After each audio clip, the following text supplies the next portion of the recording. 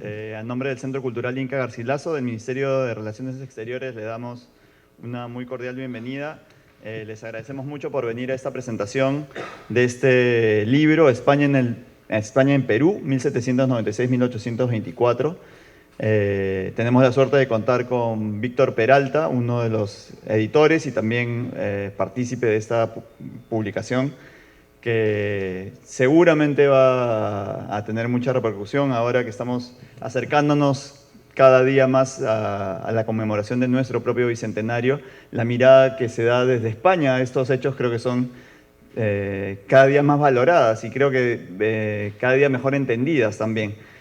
Para nosotros, como digo, es una suerte contar esta vez con Víctor. Él es doctor en Ciencias de la Información y miembro del Consejo Superior de Investigaciones Científicas en Madrid, España. Él es, además, licenciado en Historia por la Universidad Mayor de San Marcos. Tenemos la suerte de contar, además, con dos excelentes comentaristas, dos doctores en Historia, como son Susana Aldana y José de la Puente.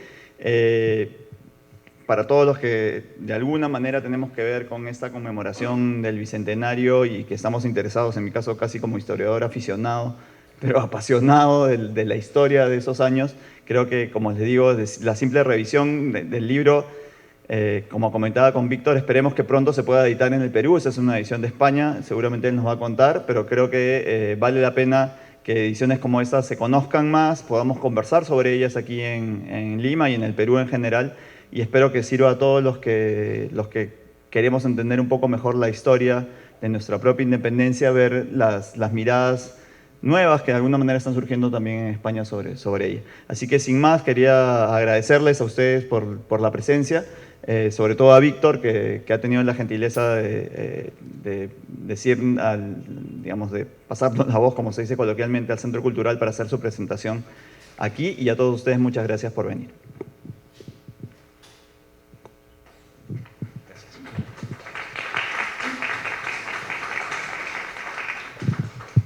Muy buenas tardes, muchas gracias por la invitación a participar en la presentación de este libro, que, como ha dicho Alejandro, pues es un libro al que le damos la bienvenida de manera entusiasta, en un contexto en el que, quizá por la cercanía del Bicentenario también, están apareciendo una serie de contribuciones vinculadas con la independencia, a partir, además, de visiones novedosas. Digo novedosas pensando sobre todo en años, digamos, desde hace 10, 15, incluso 20 años, ¿no?, frente a visiones anteriores, y también esto, obviamente, a esto ha contribuido la celebración de los bicentenarios, pues, de tantas repúblicas hispanoamericanas, ¿no? Nosotros somos, en la celebración al menos, los últimos, ¿no?, cronológicamente los últimos, y evidentemente la celebración de otros bicentenarios ha contribuido a la publicación, pues, de una serie de contribuciones muy importantes, ¿no? De manera que yo creo que hay que celebrar este creciente interés por la independencia en su conjunto y por el hecho de que se están abordando nuevas perspectivas en torno al tiempo de la independencia, ¿no?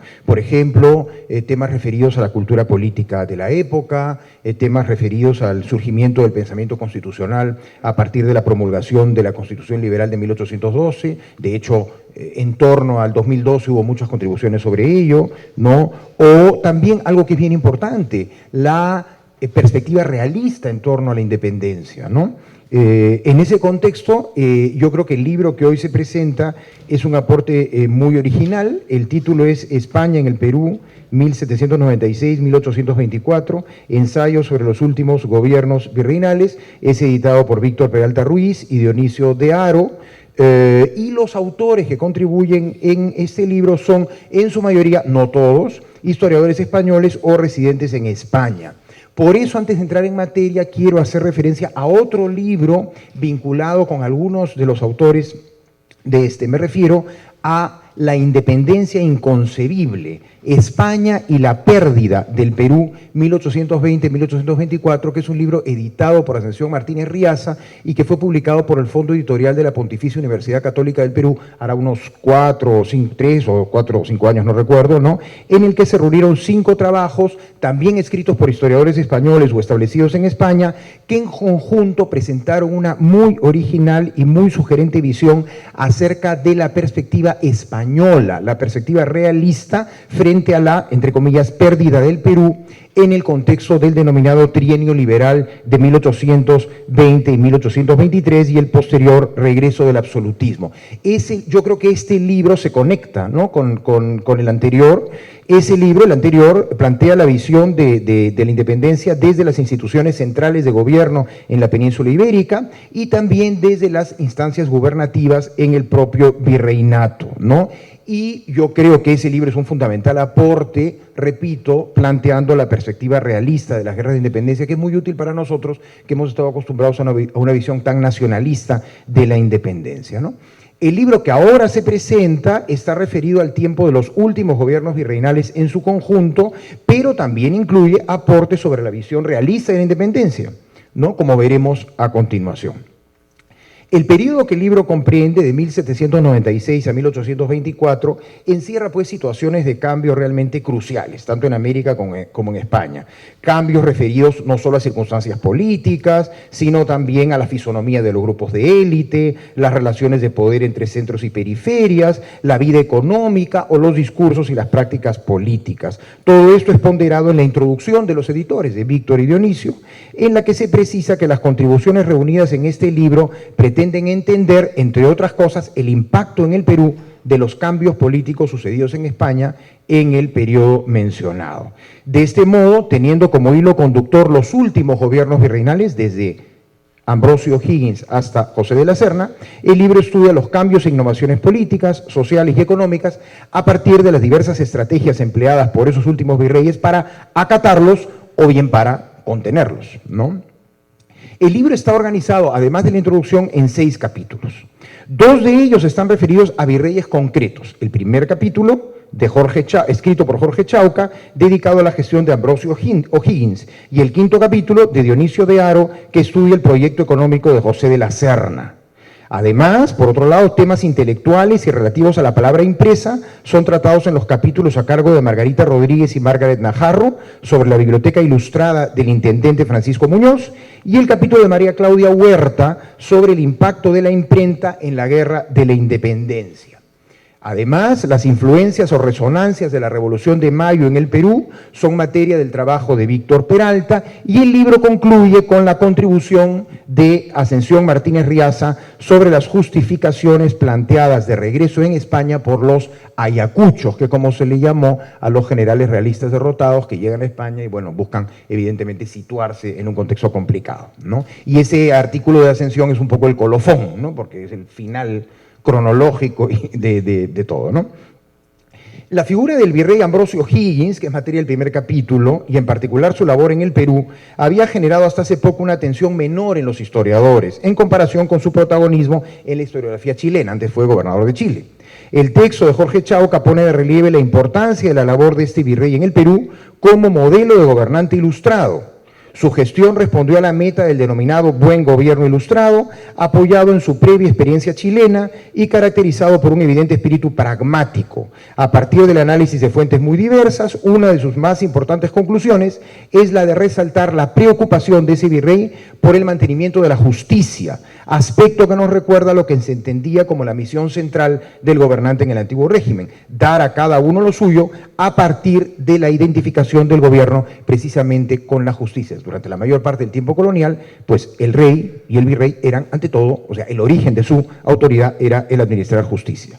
Por eso el mantenimiento de la paz social fue una de sus metas más claras, no solo para conservar la autoridad virreinal, sino también para garantizar su continuidad. O'Higgins planteó el desarrollo armónico del virreinato a partir de los principales criterios establecidos por la Ilustración española, entre comillas, cambio y no revolución, mejoras y no rupturas. Por eso puso especial interés en las políticas desarrolladas con respecto a la población indígena, buscando una integración más efectiva y el uso de estrategias persuasivas con ellos. La otra gran preocupación fue la de hacer posible la defensa de un espacio territorial que denominó como colosal, sobre todo en lo referido al cuidado de las costas, en un contexto internacional muy alterado por las rivalidades europeas de los imperios en expansión.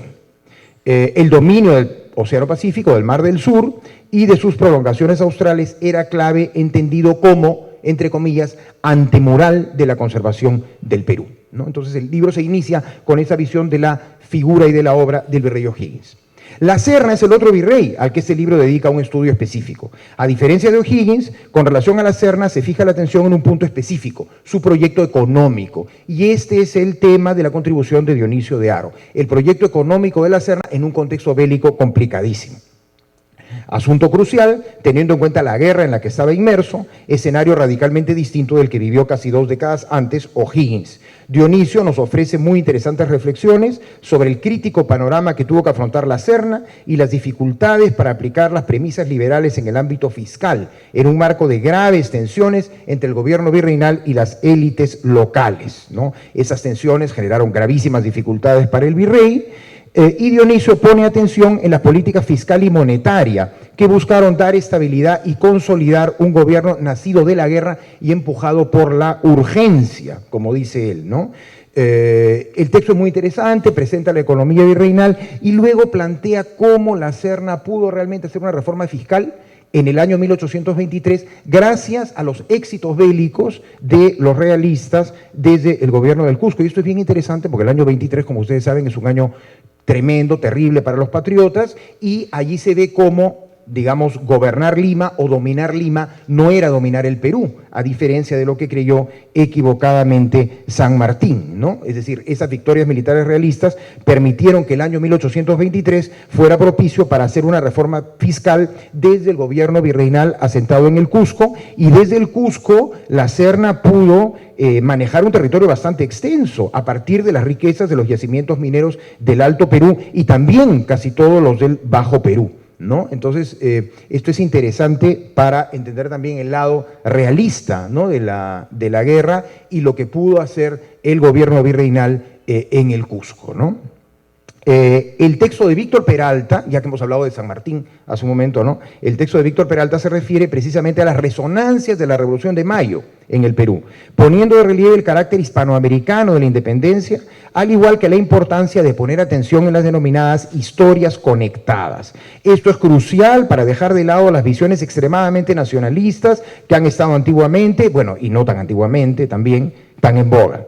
Víctor se propone demostrar que las ideas del juntismo bonaerense fueron no solo conocidas y discutidas en el Perú entre 1810 y 1821, sino también puestas en práctica en algunos casos. Plantea la notable repercusión simbólica y bélica de la Revolución de Mayo, que se puede notar en variados aspectos. Por ejemplo, la rebelión de Huánuco de 1812, los escritos de Fernando López Aldana, la rebelión de Payardele en Tacna en 1813, entre otros casos. Víctor se refiere también al famoso Plan del Inca del Congreso de Tucumán, referido al restablecimiento de la monarquía incaica, y reflexiona en torno a lo que habría pasado en Charcas y en el Perú si ese plan hubiera prosperado. Menciona también la trascendencia de la figura de José de la Ribagüero y Sánchez Boquete y el impacto de la publicación de sus famosas 28 causas en Buenos Aires en 1818, ¿no? Aquí el impacto es más bien de una publicación peruana en Buenos Aires. La vida de Ribagüero, con las muy variadas vicisitudes que tuvo que afrontar, es un reflejo de los anhelos, de las incertidumbres, de los temores de esos tiempos tan dramáticos. Es uno de los personajes más importantes de la época de la independencia y llama la atención que no haya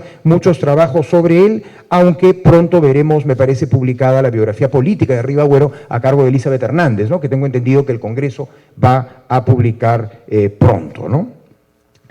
Volviendo al libro, la historia intelectual está también presente. Margarita Rodríguez y Margaret Najarro reflexionan sobre la biblioteca ilustrada de un intendente con una vida interesantísima, Francisco Muñoz y San Clemente. Este personaje era un agente imperial cuyos servicios se desarrollaron en varios continentes, a partir de lo cual pudo hacer planteamientos referidos al conjunto de la monarquía hispánica.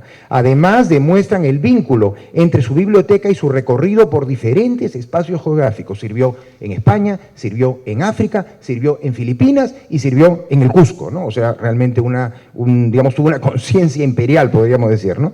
Le tocó servir en el Cusco en un contexto de gran tensión política y a la vez su experiencia de vida le llevó a entender los problemas americanos en el contexto global. Por ejemplo, era muy consciente del papel creciente del Océano Pacífico en el escenario de las rivalidades internacionales y fue un típico representante de los ilustrados españoles de tiempos de Carlos IV, quienes, si bien temían que la filosofía moderna pudiera pudiera atacar al cristianismo, eran a la vez partidarios de la reforma social y educativa con el fin de alcanzar el progreso a través del desarrollo de la ciencia.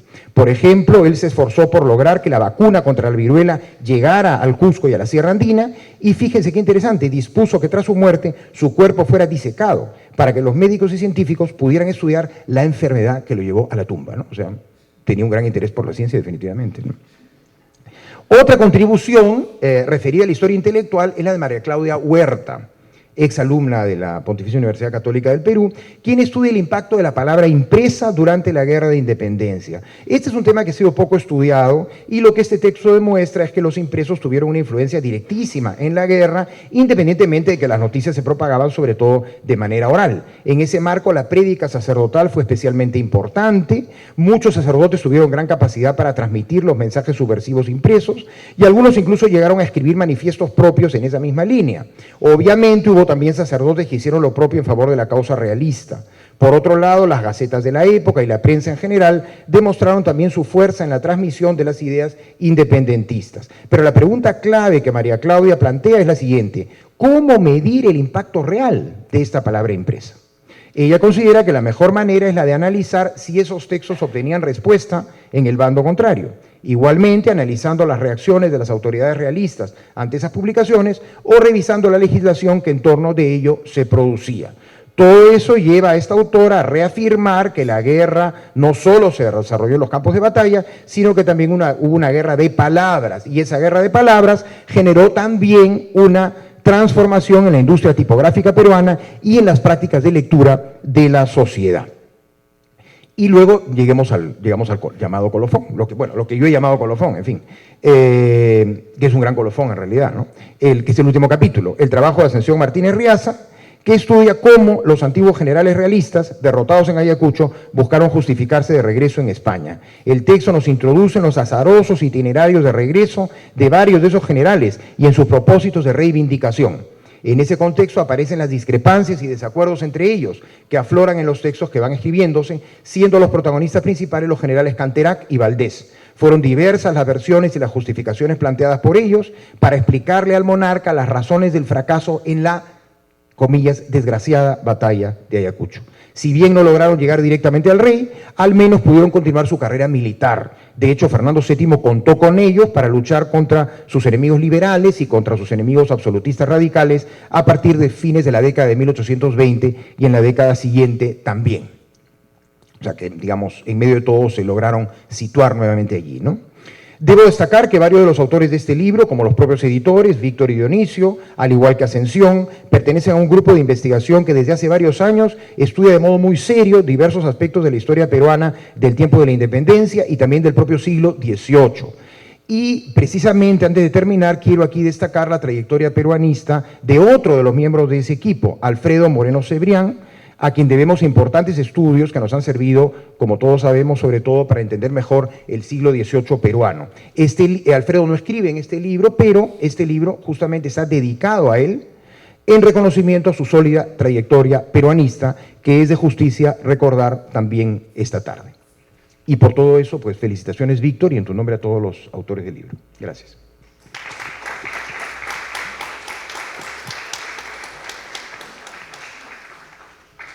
Ven, eso es lo que me resulta fascinante cuando uno tiene un buen libro. Escucho lo que dice aquí José y me doy cuenta que, habiendo yo leído lo mismo y teniendo la misma información, podemos sacar algo distinto. Eso me parece lo máximo, en realidad, y es la muestra para mí, a no dudar, de que estamos ante un buen libro. Me encanta presentar un libro, porque permite celebrar el esfuerzo, el tesón y el trabajo que un investigador realiza, sobre todo cuando se presenta un libro de historia, que nos ofrece no solo nuevos conocimientos, sino sobre todo nuevas y diferentes perspectivas para pensar las temáticas y las investigaciones realizadas. Y por cierto, mucho más aún, cuando el libro de historia es de un entrañable amigo, como es Víctor Peralta, para mí. Conocido y reconocido historiador, quien con otro importante historiador como Dionisio Haro nos ofrece hoy España en el Perú, 1796-1824, Ensayo sobre los últimos gobiernos virreinales. Han visto la carátula que está tanto abajo y por aquí están circulando los libros ya. Mi amistad es una ventaja porque puedo decir abiertamente que el libro refleja por completo, al menos, al autor que conozco. España en el Perú es un título tan somero y tranquilo como suele ser Víctor, tan humilde con la profundidad y densidad de su conocimiento que simplemente engaña. España en el Perú, nada más. Víctor Peralta habla y pareciera poco, y sin embargo suele ser tan denso. Engaña. Y no solo el título, como bien ha dicho también José de la Puente, el prólogo también lo refleja, que me corrija. Simple, claro, directo y conciso. Puntualiza el tema y lo ofrece, no lo impone. Para los que conocemos a Víctor pareciera decir, como siempre, lee y conversamos. Y ahí, con la fuerza del discurso de los editores-autores, se comienza a exuberar. No miento.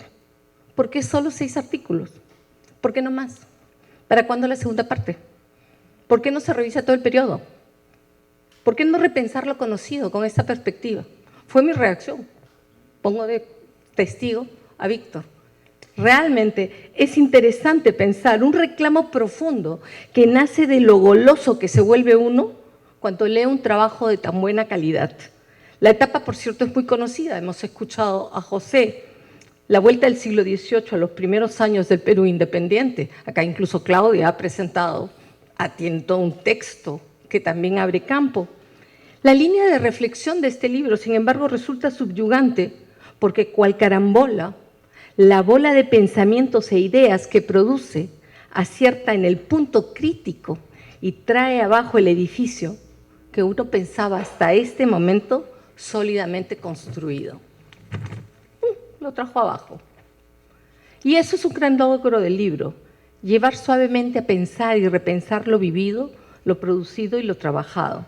Sí, sabemos de las reformas borbónicas que marcaron la ruta sobre la cual se explayó el proceso emancipador de inicio del siglo XIX, pero con este libro, más allá de los hechos, las palabras, las revueltas, se encuentra con un panorama real, un universo de acciones, de sujetos concretos que vivieron la etapa y que fueron construyendo en su vivir ese proceso que hoy llamamos abstractamente independencia.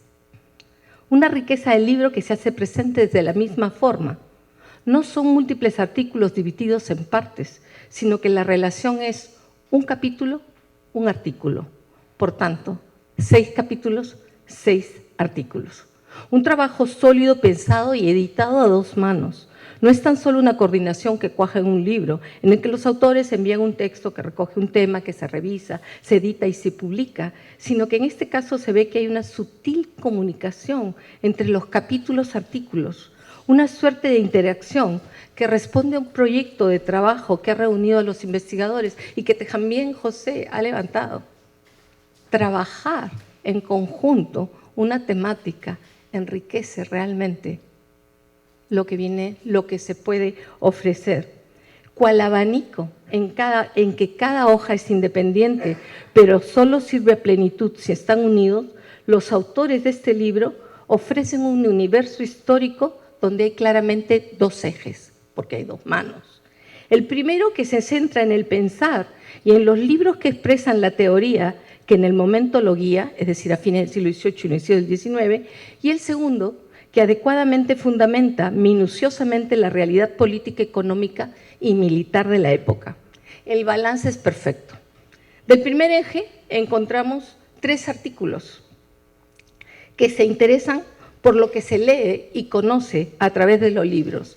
Margarita Rodríguez y Margaret Najarro estudian la biblioteca del intendente Francisco Muñoz y San Clemente, la que lo acompaña en su devenir americano y que condiciona la actividad de esta autoridad en el Cusco del 1800. Desde este ejemplo se puede responder con María Claudia Huertas que sí, los libros también pueden causar una revolución por la fuerza de lo que impulsan y el poder de la letra impresa que consolida el poder de la oralidad en sociedades como la nuestra. Una combinatoria que potencia la construcción de una arena de pensamiento, una arena ideológica, donde no solo están los principios, sino también el pensamiento político y su expansión en un territorio tan amplio como la Sudamérica del Imperio Español. Con Víctor Peralta vemos cómo, desde este pensar y vinculado a procesos humanos, políticos, económicos y sociales, se abren nuevos espacios de poder como Buenos Aires, que se constituyen en abierta oposición a los poderes tradicionales, primero de Lima y luego incluso de España. Los corazones y las mentes se ganan menos con economía que con sueños, ideas, sentires y voluntades. La importancia del accionar y el actuar de las autoridades, cuyas ideas construidas desde los libros y el pensamiento calan en el conjunto social, lo llevan a actuar y tienen una capacidad de arrastre que, para bien o para mal, se constituyen en patrones guías de comportamiento social. La ideología es importante, como el de las Cortes de Cádiz, los proyectos sobre los incas, pero también el pensamiento de la gente común, de la calle, que cala incluso en las posiciones del pueblo. Aquí engancha, embona, diríamos, con el segundo eje, de verdad, de manera muy interesante. Embonan los dos ejes. Nuevamente 3 artículos que recuperan el accionar burocrático y el sentir de las autoridades que, representando a España, enfrentan la realidad sudamericana. Sí, se busca controlar y recontrolar, pero no es simplemente repetir lo conocido, sino que se ofrecen pruebas visibles de la fuerza del imperio y su capacidad de resurgir, o intento de, cual ave fénix de sus cenizas. Jorge Chauca nos demuestra cómo, contra lo pensado, la burocracia española es lo suficientemente plástica como para aceptar y posicionar a un virrey como O'Higgins. Su apellido lo dice todo. Por cierto, no es inglés, sino irlandés, no es lo mismo. Y todos sabemos que en realidad refleja la capacidad de reinvención de imperio, de antiguo régimen, como el de monarquía hispánica. No es, si ustedes quieren, la rigidez y la cuadratura de la monarquía francesa absolutista. Es mucho más plástico el asunto. Buscan subsumir un pensar diferente, un pragmatismo distinto, el del virrey, el de Muñoz y San Clemente.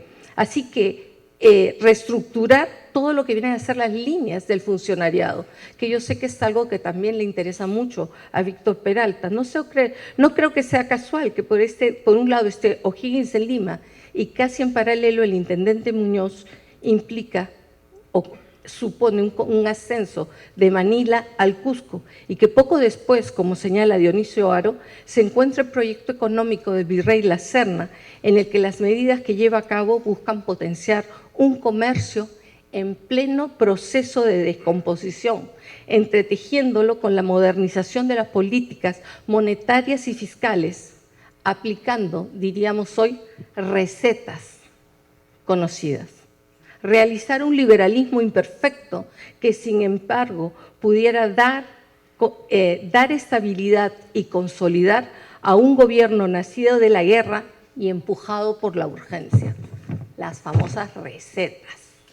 Podemos imaginarnos cómo se intentó aplicar recetas económicas que frenasen la violencia política y que respondieran a una urgencia visible, pero no comprendida. Reflexionar el hoy desde el ayer, aunque no el ayer de hoy desde el hoy, eso que quede claro. Sabemos que es muy difícil frenar los cambios y sabemos la fuerza del conservadurismo que emerge del temor a lo diferente. Lo vivimos en el Perú. Salir de la zona de confort, socialmente hablando, es muy difícil y casi sin darnos cuenta podemos comprender los graves momentos del cambio que vivió la monarquía en sí y, por tanto, España en el Perú. Porque los procesos de cambio suponen crisis. El juego del tiempo del historiador en el tiempo, una línea que nos lleva a conocer el ayer y a pensar el hoy como solo historiadores muy entrenados pueden hacer. y en el libro es visible esa experiencia, pues el trasfondo sutil remite a ese juego.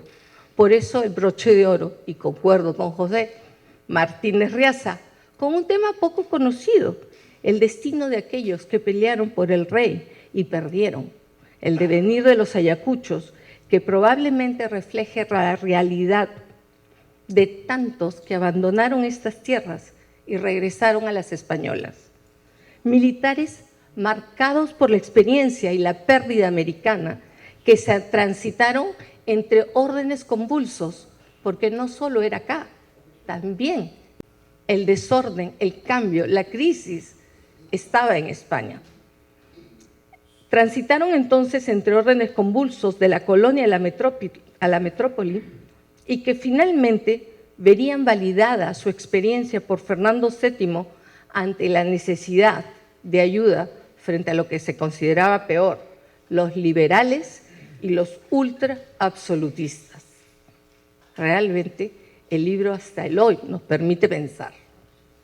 Un libro que ciertamente ofrece un suave pero decidido y renovado aire histórico que tiene como característica más saltante a Víctor Peralta, al equilibrio entre los artículos y entre lo que ofrece.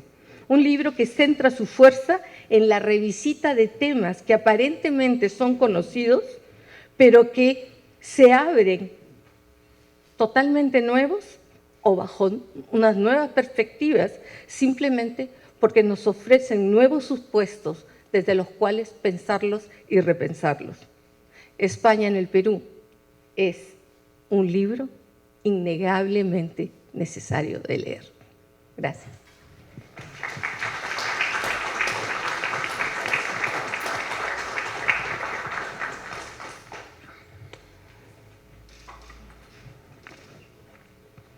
Bueno, buenas noches.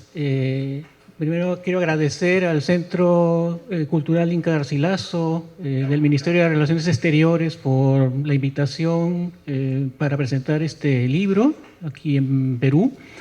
El libro se va a presentar en España en octubre, probablemente también con el apoyo de la Embajada de España, ¿no? de Perú en España. Entonces, creo que esta primera etapa de divulgarlo aquí en Lima me ha parecido fundamental, convocar a dos entrañables colegas, pero sobre todo grandes amigos de trayectoria, de colaboración y de amistad, una amistad realmente sincera creo que sigo cultivando y me place tenerlos aquí como comentaristas. Yo les agradezco realmente a los dos sus comentarios, han sido precisos, prácticamente están dando el mensaje que quiere transmitir realmente la obra, ¿no? Es una obra colectiva donde intervienen varios autores con sus propias perspectivas metodológicas de análisis y ambos pues lo han reflejado muy bien. Primero quiero comenzar señalando que el libro es el resultado de un proyecto de investigación que empezó en 2016 y que acaba de culminar a fines de 2018. Son los proyectos I+D en España que solamente duran 3 años. Y hemos producido como unos 20 trabajos entre publicaciones en revistas o obras colectivas, ¿no? Este es el insumo final, digamos, de toda la colaboración. Entonces representa más o menos la cuarta parte de lo que hemos estado investigando. Y también nos hemos nutrido de colaboraciones de jóvenes investigadoras, sobre todo María Claudia Huerta y Margaret Najarro, que desde Perú han generosamente colaborado con la edición de este trabajo y que también han aportado una metodología, creo, innovadora y que ha enriquecido todavía más lo que nosotros pudimos producir dentro de esta obra. Como van a ver, yo creo que la principal característica o peculiaridad de este libro es la diversidad metodológica. Tienen trabajos relacionados con la historia económica, que es el de Dionisio de Aro sobre el virrey La Serna.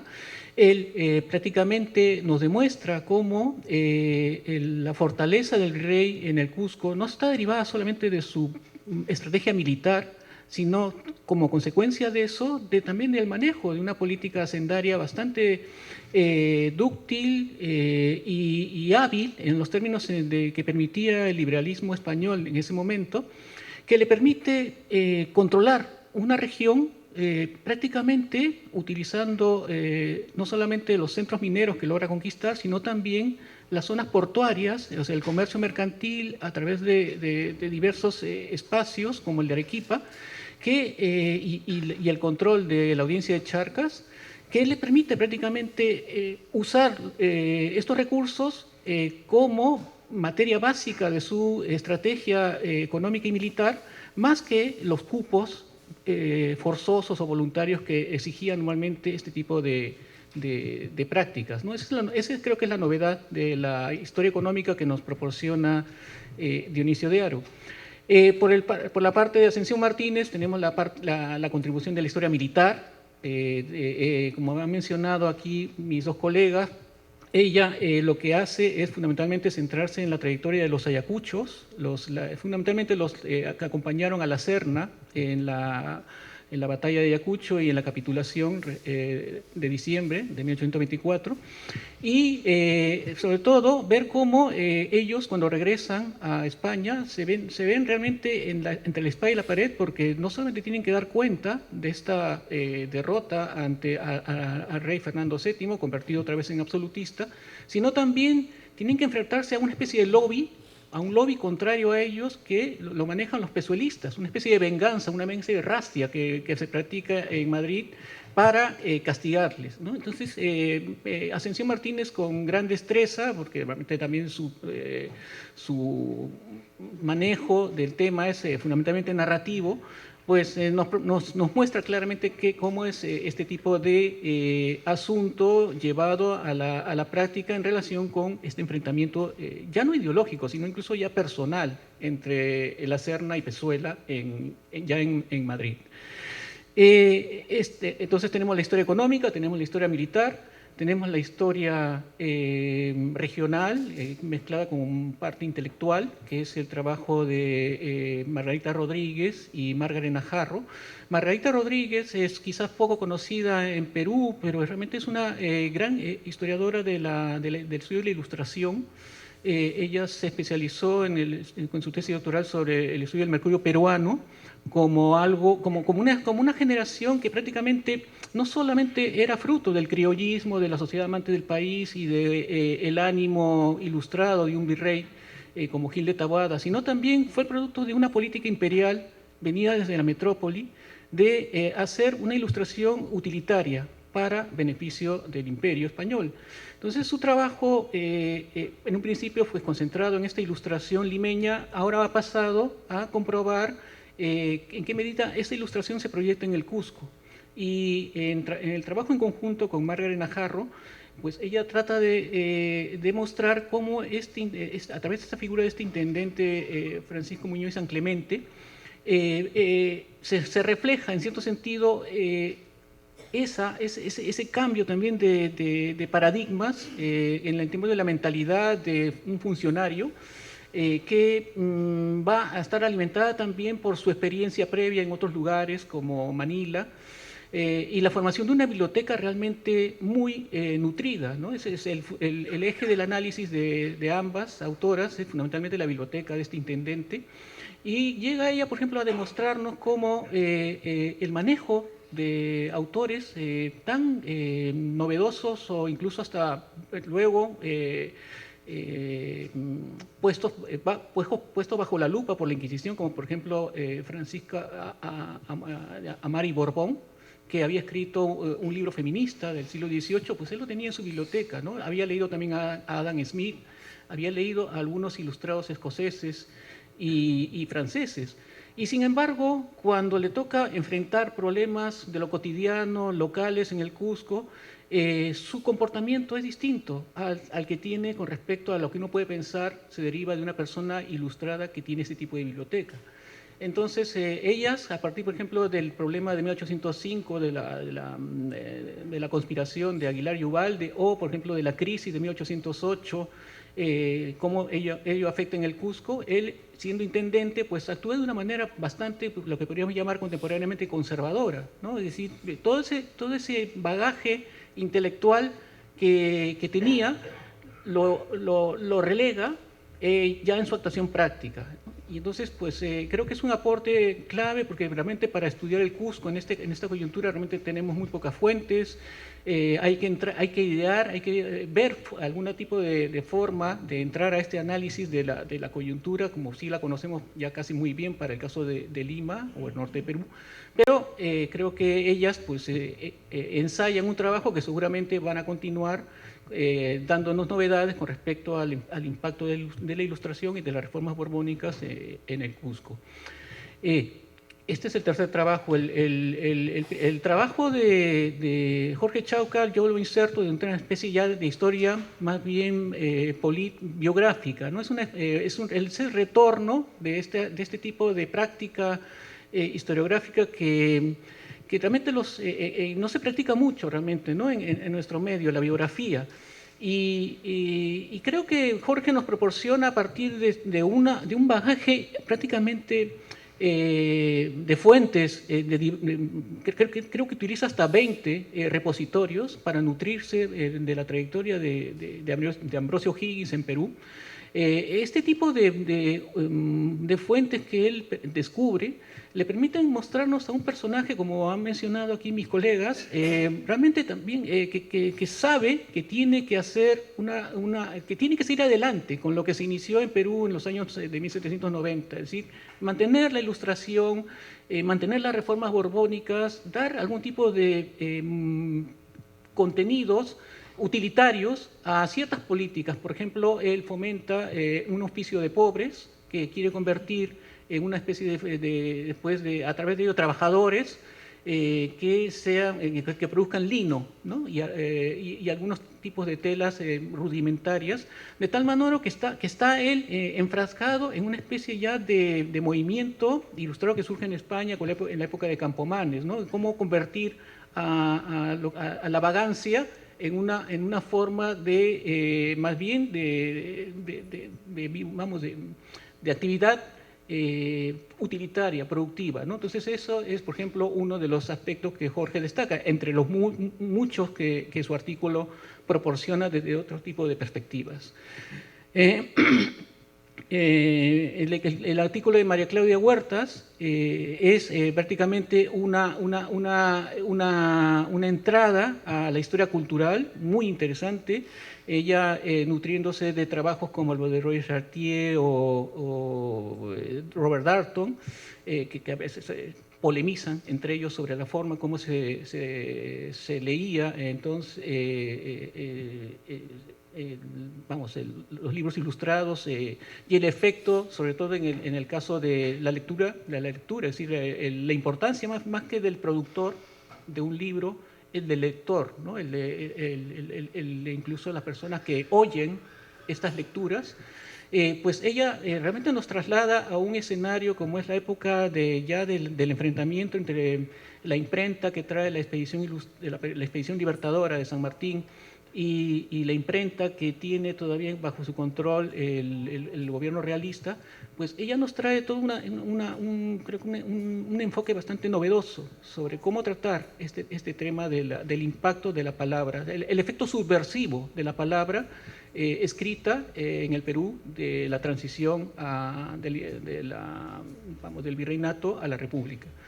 Y finalmente mi trabajo tiene que ver más con una historia que yo llamo transfronteriza. Es decir, propongo aquí que para romper esa estructura de lecturas parroquiales que a veces tenemos, de enzarzarnos en el estudio de nuestra historia a partir de nuestra propia frontera actual incluso, pues es más bien leer la historia peruana a partir de las realidades aledañas al país, a la realidad, ¿no? A la realidad peruana. Por ejemplo, en mi caso, yo creo que el virrey Abascal, si bien decía en su memoria de gobierno, bueno, yo pude contener la Revolución de Mayo. Es uno de mis grandes logros, es haber impedido el contagio de estas ideas en el Perú. Y eso no es cierto. Uno cuando lee realmente la Gaceta de Buenos Aires, cuando lee los impresos que circulaban no solamente en la zona del Río de la Plata o en la audiencia de Charcas, sino también en la zona del sur de Perú, va a darse cuenta que realmente el influjo de la Revolución de Mayo, es decir, sus grandes idearios, o sea, el logro de la libertad civil, la lucha contra la arbitrariedad o incluso el manejo de un lenguaje indigenista que incluso entronca con el reclamo del retorno de una dinastía inca al poder. Todo este tipo de valores, lo que llamaba Tulio Halperin-Dongue la ideología revolucionaria de Mayo, pues entró al Perú y se difundió. Y realmente es parte también esto de nuestro conocimiento historiográfico, el hecho de que realmente Perú no estuvo aislado, no hubo solamente el liberalismo hispánico, que es lo que yo siempre he estado estudiando, sino que ese liberalismo hispánico, producto de las Cortes de Cádiz, también fue, en cierto sentido, afectado por este lenguaje revolucionario que llegaba desde el sur.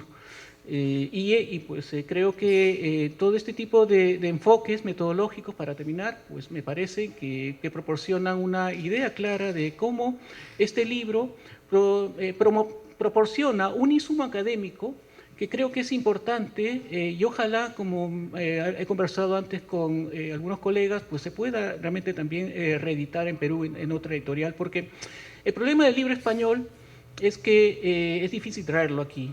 Sobre todo una edición como hace Marcial Pons, que tiene ya una larga tradición en producción de libros académicos, de todo, no solamente de historia, sino en general del área de humanidades, prácticamente no se pueden tener en Perú porque su costo es muy alto.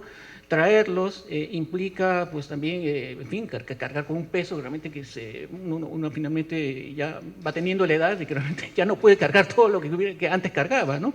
Entonces, que se tiene que realmente ver que estos trabajos se puedan divulgar a través de otro tipo de medios. Yo también ofrezco el PDF de este trabajo. A quien quiera me puede pedir mi correo electrónico y yo con todo gusto le puedo enviar el PDF del texto.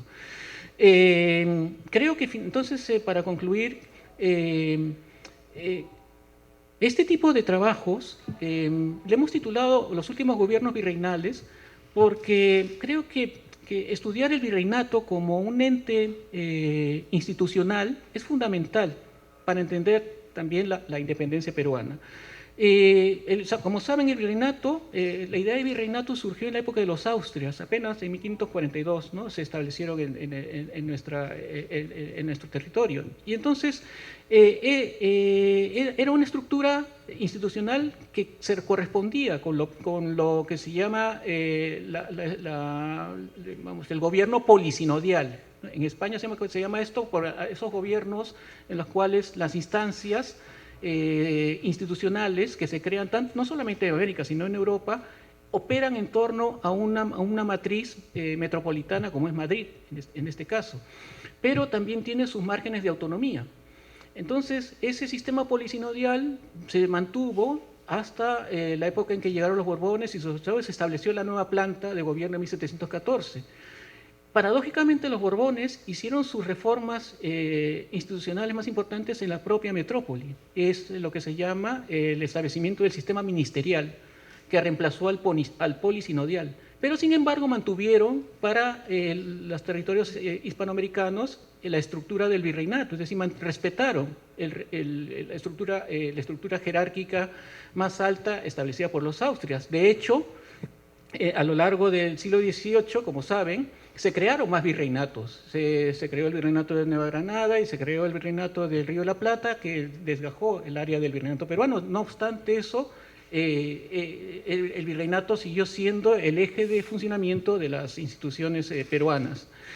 Y este virreinato fue solo cuestionado por la Corte de Cádiz sobre todo en la Constitución de 1812, cuando se dejó de hablar de virreinatos y se habló de diputaciones provinciales. Y el virrey pasó a ser el jefe político de la Diputación Provincial de Lima.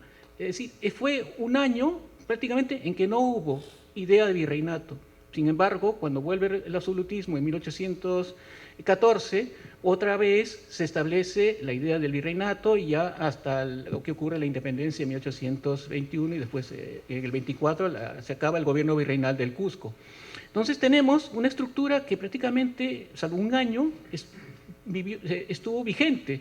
Y el hecho de no estudiar esta institución en sus estructuras internas, en su forma de gestar su relación con la metrópoli, por ejemplo, el tener tan pocos trabajos sobre las audiencias, los cabildos, las intendencias, los corregimientos, las subdelegaciones, prácticamente un desconocimiento muy grande sobre este tema, pues creo que amerita poder otra vez plantearnos qué es un virreinato, cómo estos gobiernos virreinales realmente son los ejes fundamentales de actuación de las instancias españolas en una gestión prácticamente coordinada con la metrópoli. Y en la medida en que nosotros comprendamos esto, creo que va a enriquecer nuestra comprensión de la independencia. Bueno, yo dejo de momento aquí esta intervención porque creo que seguramente habrá preguntas del público, no solo a mí, sino probablemente también a los comentaristas, entonces yo quisiera quedarme aquí. Gracias.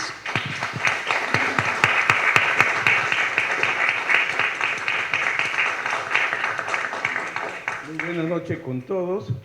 Yo vengo de Ica, soy doctor en historia, pero por San Marcos, ¿no? Y vine coilusionado para comprar el libro, pero me voy frustrado. Bueno, le voy a dejar mi correo para que, como usted ha hablado de que lo puede mandar. Interesante el libro, ¿eh? Me voy contento, al menos lo he escuchado y ojalá que mi chip no me traicione cuando haga el resumen. Me parece un libro diacrónico, que algunos historiadores en la periodización de la historia del Perú, en ese tiempo que lo enfocan, tratan de la etapa de crisis, descomposición, disgregación del virreinato, y que otros lo consideran como una etapa de la independencia que comienza de 1780 con Tupac Amaru a 1824 o 1826 cuando se va el dictador. Usted ha hecho un buen análisis de dividir el libro en historias pequeñas, diríamos. Y mi pregunta concreta, para no caer espeso, es, pregunto ignorantemente, que han omitido la historia social de esos tiempos, porque ¿cuál era la situación de lo que llaman indio, nativo, indígena, andino, de los negros, esclavos, de los criollos, de los mestizos? Porque también había españoles pobres. Y parece, con todo respeto, que han olvidado la mejor de las historias. Lo que España aportó a la humanidad con el derecho de Indias. Creó un propio derecho con raíz de derecho de Castilla, que según mis profesores de derecho decían, en el derecho de Indias se adelantó mucha legislación actual del siglo XIX y XX. Muchas gracias.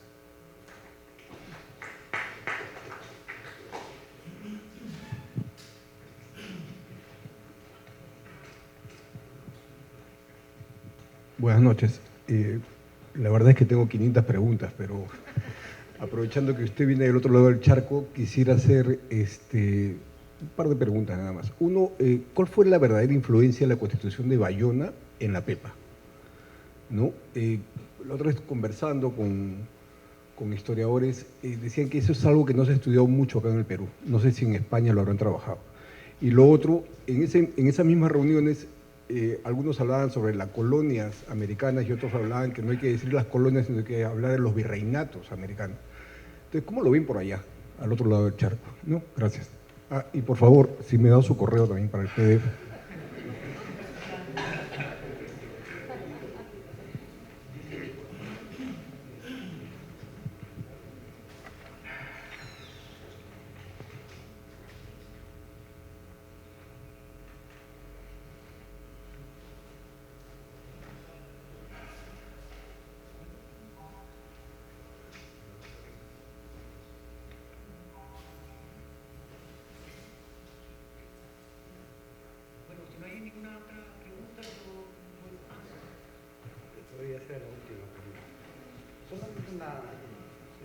una cuestión.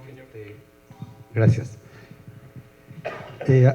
Algunos virreyes tuvieron una duración de gobierno respetable, otros fueron muy efímeros, cortos, ¿no? La pregunta es la siguiente: ¿cuál era el mecanismo burocrático para nombrar al virrey? ¿Se nombraba a dedo? ¿Cuál era el mecanismo que utilizaba la monarquía, ¿no?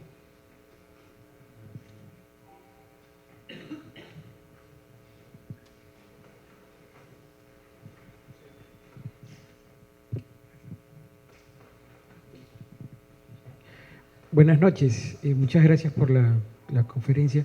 Me llamó muchísimo la atención ese aspecto que mencionó a la luz del ensayo de la doctora Martínez Riaza, de esta suerte de contraataque pezuelista, ¿no? Me gustaría, si fuera tan amable, que desarrolle un poco esa idea, porque me parece muy, muy interesante, ¿no? Muchas gracias.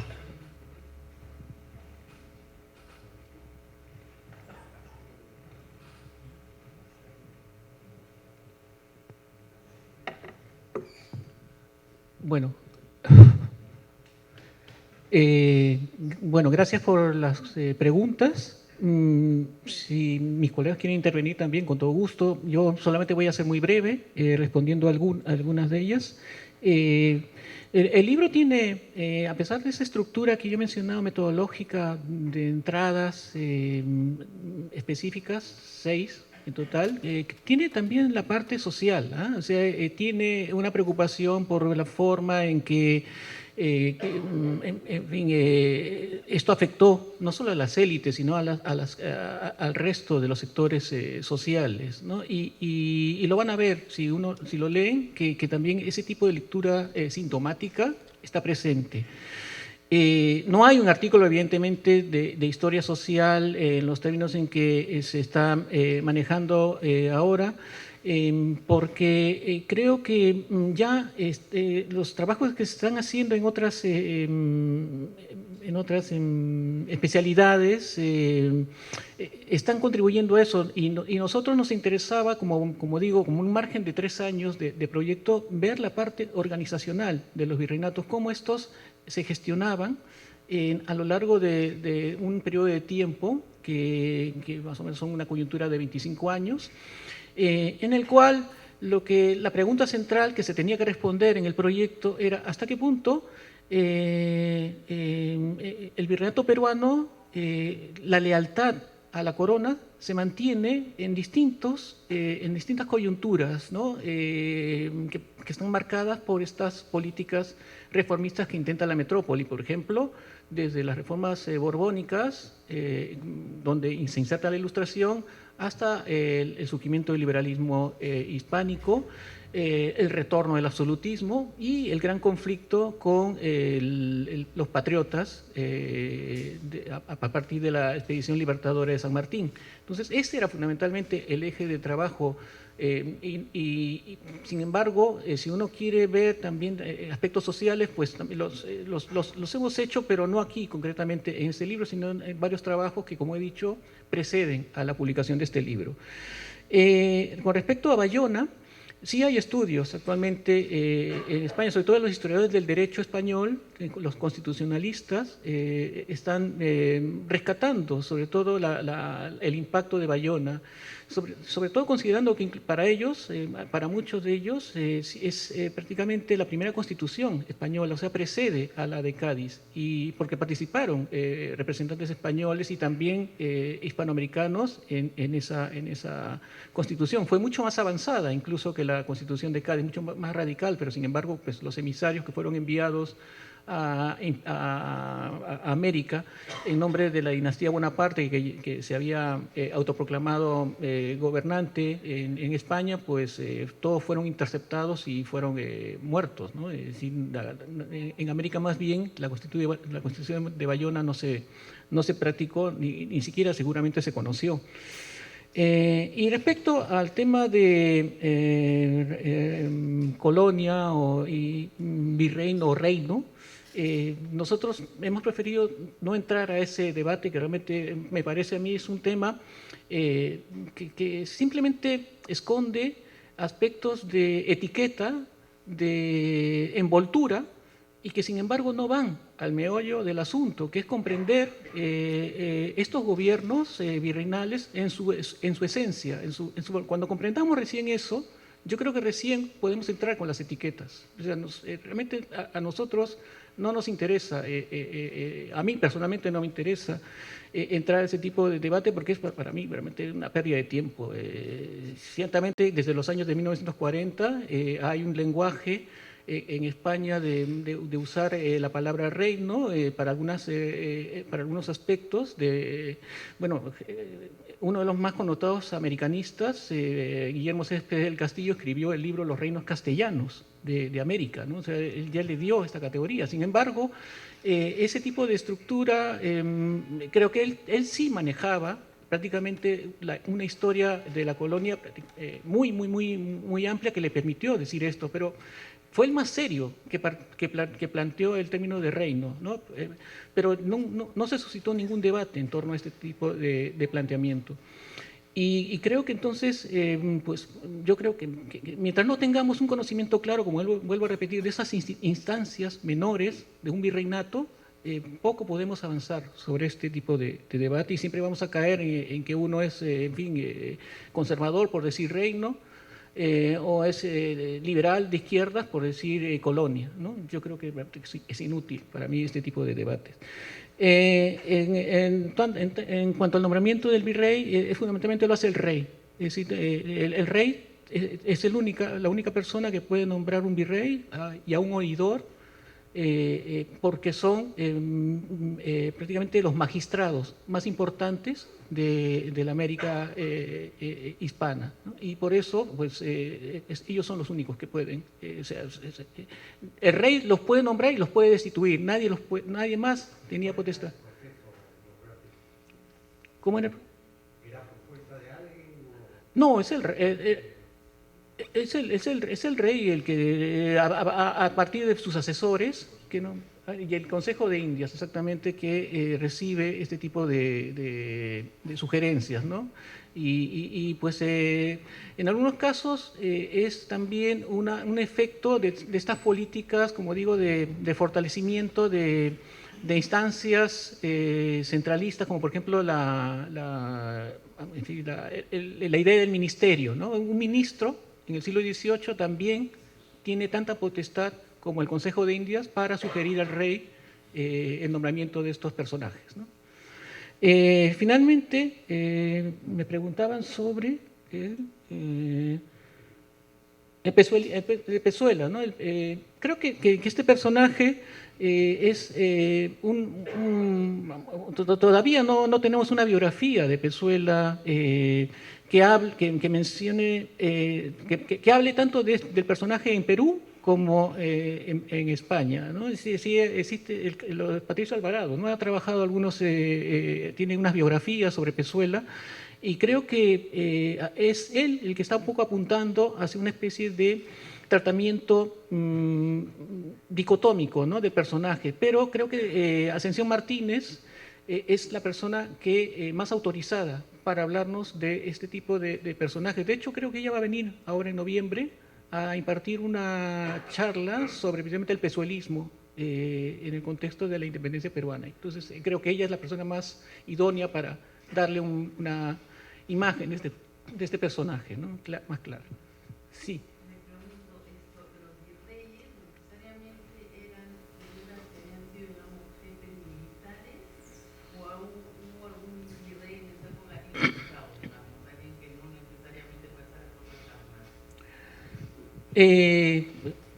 No era necesariamente una contradicción el ser un hombre de armas y con ser un hombre de letras, ¿no? El caso de Ambrosio O'Higgins es clarísimo. Es un personaje que antes de ser capitán general en Chile prácticamente fue uno de los grandes combatientes contra la población mapuche. Participó en varios parlamentos que se daban entre el gobierno chileno y esta población. Y eso le valió ser nombrado capitán general en Chile. Y era también una persona ilustrada, es decir, tenía un conocimiento de actividades que se promovían desde la corona propios de Campomanes, Florida Blanca, es decir, era una persona que también conocía, entonces no había una contradicción. Pero sí, evidentemente, es el primero que logra llegar al virreinato del Perú teniendo este tipo de dos actitudes, dos facultades, ¿no? Porque el Gil de Tavoy Lemus, que le precedió, no tenía este tipo de bagaje militar, ¿no? Que sí lo tenía O'Higgins. Y Abascal también va a representar este tipo de confluencia entre un hombre de armas, un militar, y el hombre ilustrado, que trata por todos los medios de que esa ilustración se mantenga a pesar de las Cortes de Cádiz, ¿no? Del impacto de las Cortes de Cádiz. Entonces él va a promover, por ejemplo, va a censurar los periódicos liberales, constitucionalistas o doctrinarios, pero al mismo tiempo va a promover periódicos ilustrados en reemplazo de ese tipo de periodismo que él consideraba nocivo. Entonces, bueno, son ejemplos, ¿no? de esa práctica ilustrada. Ya Pezuela tiene menos una actitud ilustrada, es más un hombre de armas, y la Serna también va a representar más esa figura del hombre de armas, ¿no? Pero como ven, también todo esto es bastante relativo, porque ellos también se valieron de algunas instancias que les daba el propio o liberalismo o el absolutismo para implementar, digamos, acciones culturales encaminadas sobre todo para contener la revolución hispanoamericana, ¿no? Que sobre todo la que venía del Río de la Plata. Entonces, más o menos es un poco el panorama que tenía el virreinato. Si queréis intervenir alguno. ¿No?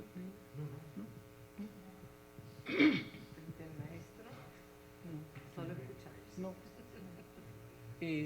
Bueno, pues sí.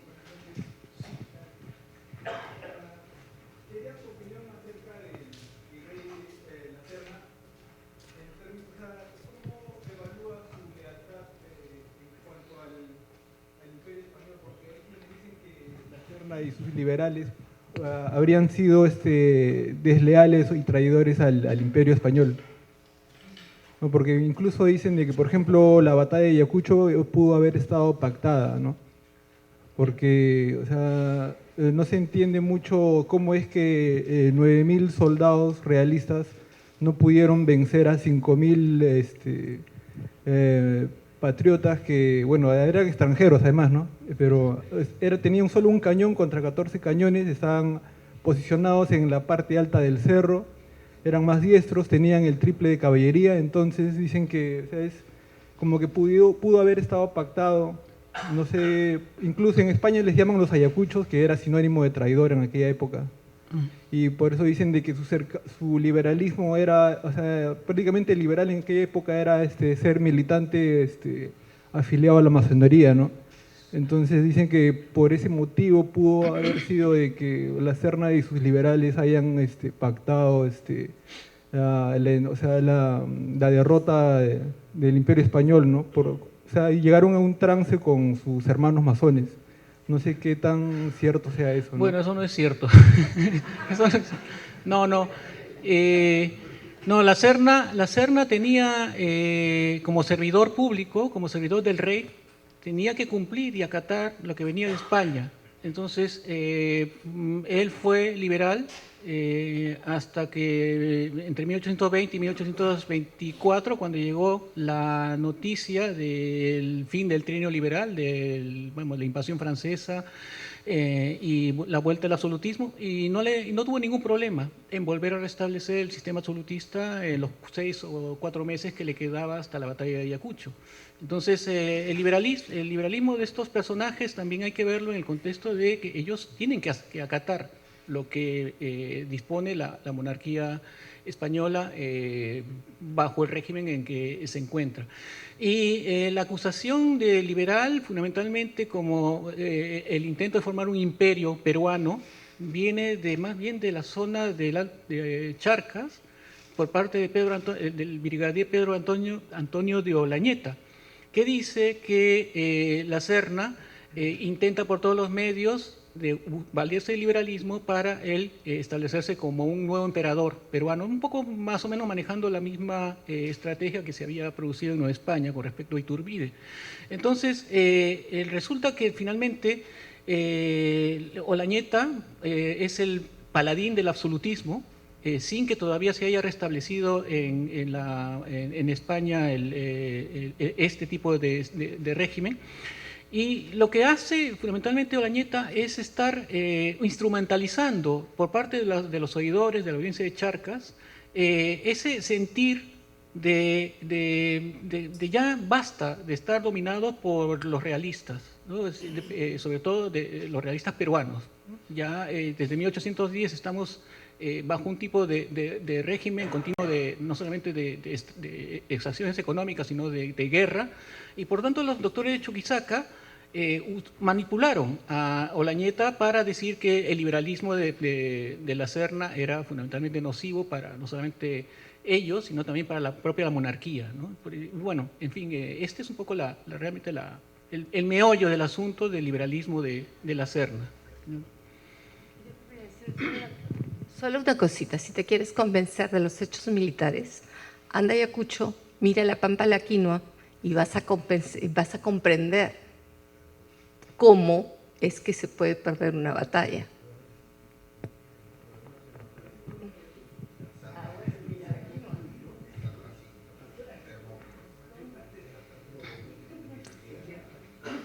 Bueno, ¿hay alguna otra pregunta?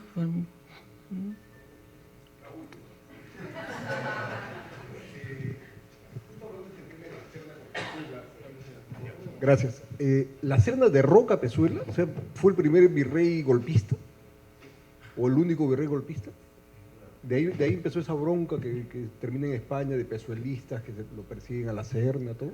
Ya existía una rencilla entre Pezuela y la Serna cuando la Serna es nombrado jefe del ejército realista en el Alto Perú en 1817, más o menos, ¿no? Cuando Pezuela tiene que nombrarlo, porque es el militar con más jerarquía en ese momento.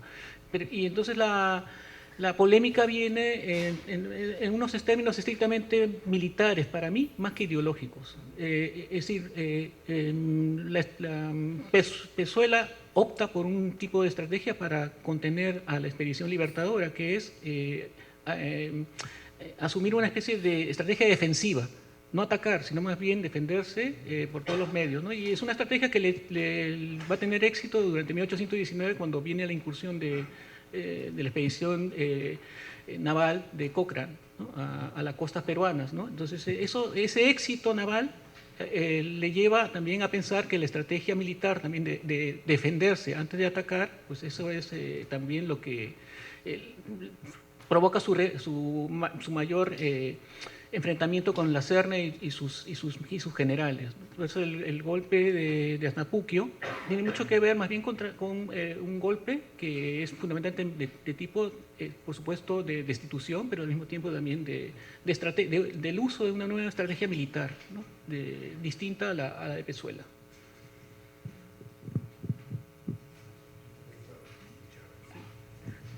Bueno, pues muchas gracias por vuestra presencia y